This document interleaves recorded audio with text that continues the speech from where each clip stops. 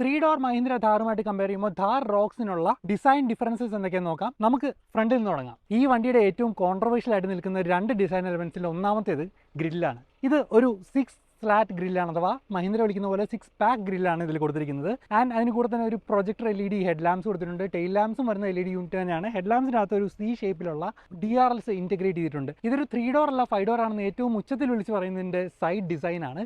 ശരിക്കും പറഞ്ഞാൽ B pillar വരെ ഏതാണ് നമ്മൾ സാധാരണ ഥാർ പോലെ തന്നെയാണ് തോന്നുന്നത്. പക്ഷേ B പില്ലറിന് പുറകിലേക്ക്, പ്രത്യേകിച്ച് C ആൻഡ് D പില്ലേഴ്സിലാണ് ഇതൊരു 5 ഡോറിൻ്റെ ആ ഒരു character ഡിസൈനിന് കൈവരുന്നത്.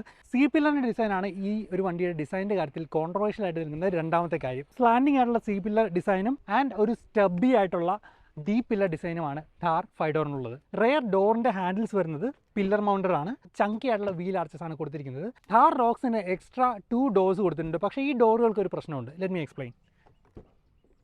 90 degree opening, wide opening doors ആണ്. പക്ഷേ ഇതിൻ്റെ ക്യാവിറ്റി നോക്കുകയാണെങ്കിൽ ചെറുതാണ്. അതായത് ഇൻഗ്രസ് ആൻഡ് എഗ്രസ് കുറച്ചൊന്ന് ടൈറ്റ് ആവാൻ സാധ്യതയുണ്ട്, നിങ്ങളുടെ ബോഡി സൈസ് കൂടുതലാണെങ്കിൽ പ്രത്യേകിച്ചും. റെയർ ഡിസൈനിൽ നമുക്ക് 3 ഡോർ ഥാറുമായിട്ട് ഒരുപാടധികം സിമിലാരിറ്റീസ് കണ്ടെത്താൻ സാധിക്കും. ഇൻഫാക്ട് ഓൾമോസ്റ്റ് അതേ ഒരു ബോക്സി രൂപം തന്നെയാണ് ഈ ഥാർ റോക്സിന് കൊടുത്തിരിക്കുന്നത്. LED ടെയിൽ ലാംപ്സ് ആണ് കൊടുത്തിരിക്കുന്നത്. അതിൽ തന്നെ ഒരു C സിഗ്നേച്ചർ ലൈറ്റിംഗ് കൊടുത്തിട്ടുണ്ട്. മാരക ബൂട്ട് സ്പേസ് ഗൈസ്.